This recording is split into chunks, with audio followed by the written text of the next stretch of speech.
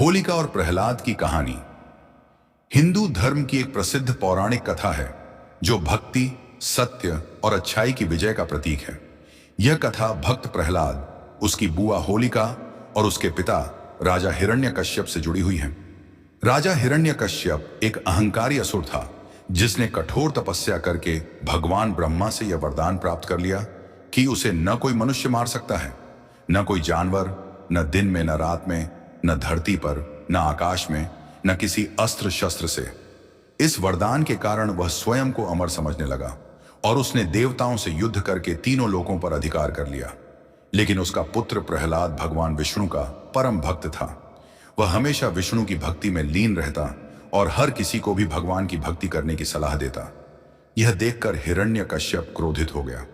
उसने प्रहलाद को कई बार मारने की कोशिश की, लेकिन हर बार भगवान विष्णु ने उसकी रक्षा की।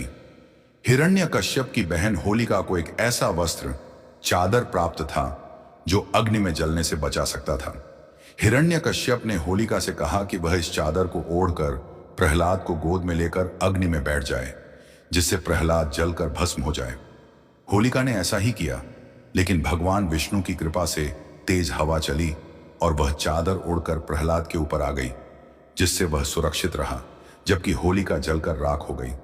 इस घटना के बाद लोगों ने असत्य और अधर्म के नाश तथा भक्ति और सत्य की विजय के रूप में होली का त्योहार मनाना शुरू किया। होली जलाने की परंपरा इसी घटना की याद में की जाती है, जिससे बुराई का अंत और अच्छाई की जीत का संदेश मिलता है। इसके बाद भगवान विष्णु ने नरसिंह अवतार लेकर हिरण्यकश्यप का वध किया और प्रहलाद को उसका राज्य सौंप दिया। इस तरह यह कथा हमें सिखाती है कि सच्ची भक्ति और अच्छाई की हमेशा जीत होती है, चाहे कितनी भी कठिनाइयां क्यों ना आए।